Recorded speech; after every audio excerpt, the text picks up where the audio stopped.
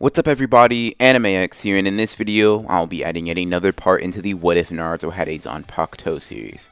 This is due to you guys showing some serious enjoyment of the series in the comment section, along with you guys hitting the like goal for the last part. In the spirit of like goals, I will be doing something interesting with this series. If you guys want this to come out tomorrow, or another part to come out tomorrow, 4,000 likes within 24 hours. Besides that, in case you guys just want this video or this series to continue in general, the like goal for this video is simply 3k likes. So make sure to powerfully body slam the like button if you guys do want another part tomorrow. Anyways, as usual, I'll be recapping the last part of the What If, then jumping into the new material. So without further ado, let's get started.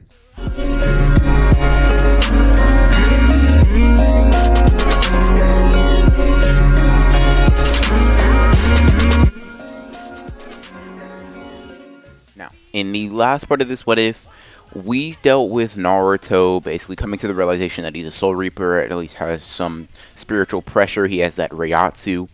He came to terms with everything about that. We learned that Minato was actually sealed within part of Naruto, just like he was in the original, except now he is actually able to release that same Minato and actually have his soul be something and someone that he can talk to.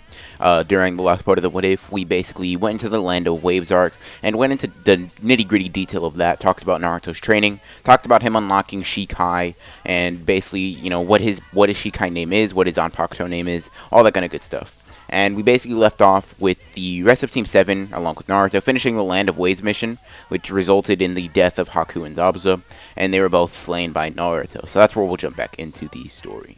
Now, like I said, we left off with Naruto, along with the rest of Team 7, finishing the Land of Waves mission, resulting in the death of Haku and Zabuza, who were both slain by Naruto's hand. After doing this, Naruto checks upon Sasuke, who was severely injured by Haku when they were placed within the demonic ice crystal mirror jutsu. However, Sasuke was able to recover rather quickly and is able to walk home with the injuries that remain. As the team is heading back to Konoha, Naruto is thinking about what had happened on the bridge earlier.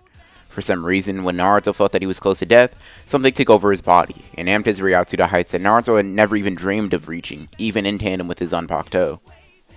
Thinking about this, Naruto looks back to Minato, who's floating alongside him. I'll have to ask Dad to explain everything once we get back. Naruto, while thinking about this, feels an uneasiness within himself in a Shinigami state that before the incident did not exist before. Finally, the team arrives at the Leaf Village, and the team disperse after arriving, everyone either going to rest like Sasuke, Sakura, and Kakashi, or in Naruto's case, go to train or basically go to a secluded area to find some answers. Naruto uses a couple of steps of Shunpo to cross the village within seconds and arrive to his house. He first sheathes his sword, closing off his Reiatsu, then showers pretty quickly, hoping to relieve some of the stress that Naruto had felt from that dark presence. However, it's not really quite effective. After showering and eating pretty quickly, Naruto leaps onto his bed and looks at Minato. Okay, Dad, I need you to explain to me what happened on that bridge. What came over me? What was that weird Reiatsu that I felt? Minato sighs as he floats over Naruto on his bed to sit down. Alright, Naruto. I need you to pay attention to what I'm about to say to you extremely clearly, alright? I need you to listen and pay attention, okay? Naruto nods earnestly as he looks at his dad, Minato. The origin of that thing, that being within you, comes from me, and also in a way, is your Zanpakuto. Naruto obviously has questions even to this statement, but Minato motions for Naruto to wait as he continues. When me and your mother died, we died trying to save you from a monster, or more specifically, the nine-tailed beast that attacked the village oh so long ago. Now, your mother and I died being stabbed by that creature, so it couldn't reach you. As that happened, I decided to do the only thing I could do, and summon the Reaper Death Seal in order to take out the Nine-Tails, protect the village, and give something to keep you safe all in one go. I planned on sealing the QB within you, but there was only one problem.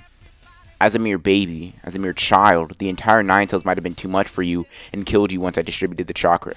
So, I decided to break the chakra into pieces. I split the Nine-Tails being, and I sealed half of it within you. I was going to seal the other half within myself, but in that moment, your spiritual pressure manifested its own baby Zanpakuto. I decided to seal the other half of the QB within that because for the briefest of moments that I was alive with the Reaper making contact with me, I possessed knowledge of what that sword could do. The Reaper does seem to give you this omnipresence of everything Soul Reaper and Shinigami alike, although that omnipresence did not stay. Naruto at this point is just sitting and staring at Minato with his jaw completely open and his eyes as wide as they could be. Essentially, Naruto, the strength from that evil energy within you comes from the yin half of the Kyuubi that I sealed within your blade, and your blade possesses the yang half. Naruto, when hearing this, takes a second to process this, and then quickly slaps his own face in order to get his bearings. Alright. Thank you for explaining this to me, Dad. Naruto then tells Minato that he's going to sleep, and he lays down, he puts his head down on a pillow, before drifting off into his dreams. As Naruto drifts off, he finds himself in his bed once more sitting up. Damn, morning already? Naruto then hops out of his bed, throws on some clothes just like he would have, and does do, every morning. He grabs and eats some instant ramen from the cabinet before grabbing his sword and rushing off to his normal training grounds so he can get some practice in. Minato is watching as Naruto uses Shunpo at his highest speed, trying to make after images of himself using Shunpo. Come on, I can go faster than this. Naruto is thinking this as he wants to be strong enough to handle major events, major threats like Zabuza and Haku, even while holding back and not having to rely on his Shikai form, not having to rely on his Zanpakuto. As he rushes around the battlefield, he's finally able to make a shaky afterimage, although by this point, Naruto is completely exhausted. He's exhausted all of his Ryatsu, and his body's at its physical limit.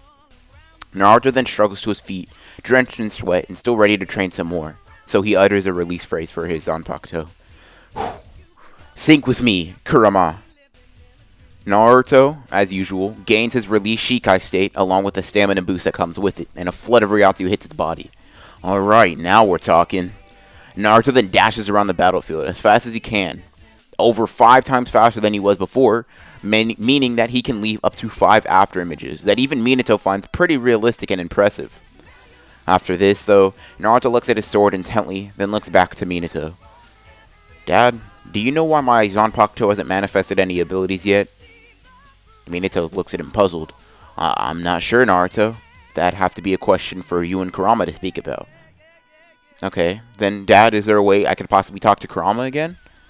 Naruto asks this, seeing as he has a question that he really wants to know about, or at least a couple of questions that he has to ask Kurama. Minato nods and quickly explains that now that he has learned the name of his Zanpakuto, they are, at the bare minimum, considered acquaintance with each other, and he can call upon Kurama to talk whenever he wants, and without assistance from him. Naruto grins when hearing this. Alright then. I guess I'm gonna go talk to Kurama? Naruto then stares intently at his sword as he imagines Kurama in the world that he met him in, appearing before him and leaving the normal realm. Naruto closes his eyes, focusing on that world as intently as possible, seeing Kurama and seeing the utter darkness that he was initially put in. Then, when he opens his eyes, he finds himself in front of Kurama, with Kurama behind the cage and him being looked down upon. What do you want, Naruto? Naruto shivers at first hearing this voice, and then calms down remembering that he and Kurama are on the same team and should be cooperative, for the most part at least, although he can't help but remember the voice that spoke to him on the bridge. Kurama, I have a question for you. Kurama raises an eyebrow to this, but Naruto continues. So my dad told me that most Zanpakuto have unique abilities when you call their name, but I can't do anything special when I use you. Why is that? Naruto asks this, and Kurama sits on the ground, pondering how he should answer this question for a bit. He finally decides what he'll say, and he stares down at Naruto. Alright. You have access to some of my abilities already, Naruto. You just haven't used them yet. You haven't tapped into them. Naruto looks puzzled when Kurama says this. What do you mean? Well, let me explain it like this. You see, Naruto, I myself am not a complete Zanpakuto. I'm a unfinished product, if you were to say that. Now, I was split by your father, and the other half of me is sealed within your body. You can tell that I'm not completely whole, seeing as how I'm only the yang half of the Zanpakuto. I'm only half of what I could truly be. My void is displayed through the 9 holes on the sword. Those are the 9 tails, or at least part of them, that I don't have access to. My other, and arguably, stronger half. Naruto's eyes widen as he starts to realize what Kurama is saying. But don't lose all hope, Naruto. You can merge with many of my abilities. You'll see next time when you're in a serious battle, and I decide that we need to merge our abilities. Next time, I will allow you to summon upon my strength. You'll know when you're summoning my strength when you see the rings of the sword fill up. Now, at this point in time, Naruto, with the amount of connections that we have, the most amount of rings that I could see, the most amount of holes that I could see being filled up by our spiritual pressure being combined is probably 3. Any more, and I just think we'd have to connect more and we'd have to fight in more battles together, strengthen our bond. Naruto then has a huge smile creep up on his face as he bows to Kurama, showing respect to him. I appreciate you answering my question, and also Kurama, thanks. Naruto then waves as he disappears from his Zanpakuto world and heads to his. That kid is something else, isn't he? Now, after Naruto leaves his Zanpakuto world, he comes to find himself lying on his back and looking into the night sky. Huh? But I just went to sleep during the day. Naruto shakes his head and slaps his face as he gets a hold of himself. Of course a lot of time passed. The time here can't match up completely. Naruto then looks at his unreleased Zanpakuto and just staring at it, looking at it, gazing at it, and looks at the guard. He notices that the guard has slightly changed. Now, instead of your standard guard, Naruto sees that a fox that is strikingly similar to Kurama in appearance has been etched into the blade's hilt. I guess he really does like me, huh?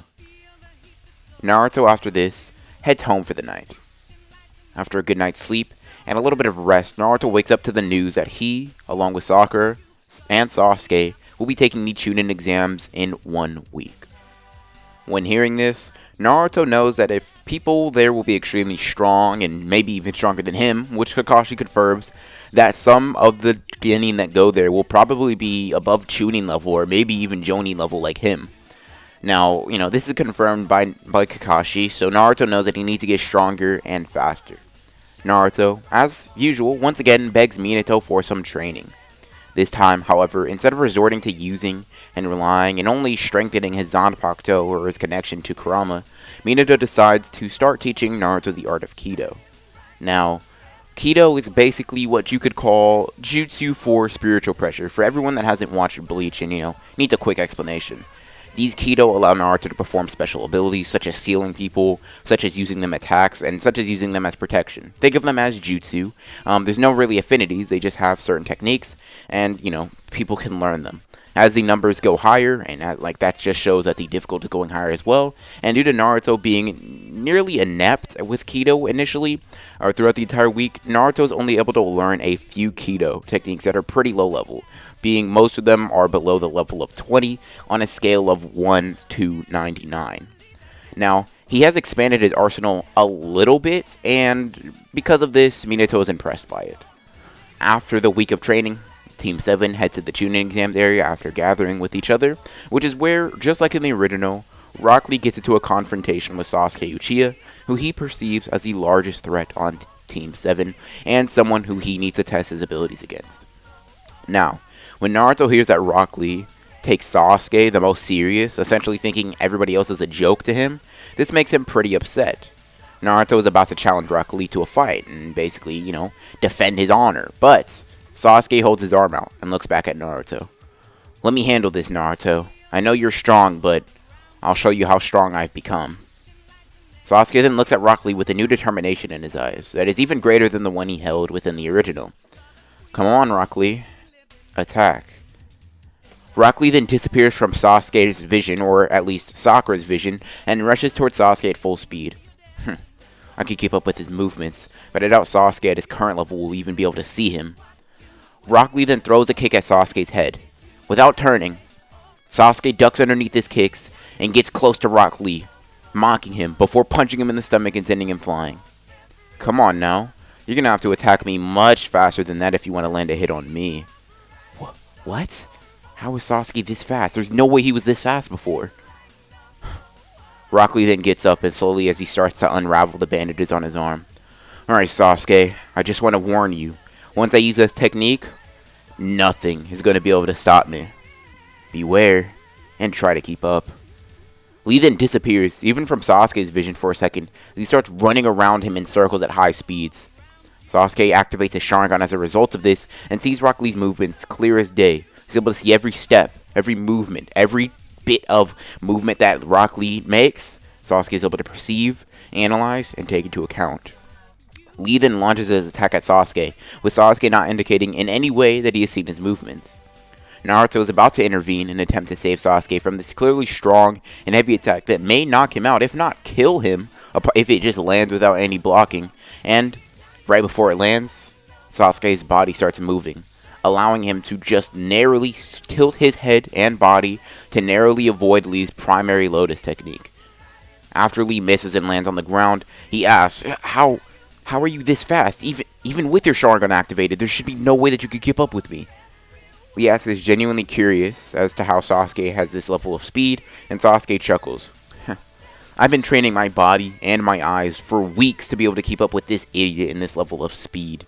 He then points at Naruto, who is not really helping his case by looking pretty dumb at the moment, but Sasuke continues. If my eyes could follow his level of speed now, there's no way that you could surpass that, and there's no reason I can't keep up with this level. Sasuke then looks back at Naruto and Sakura and gestures for them to follow him. Come on, guys.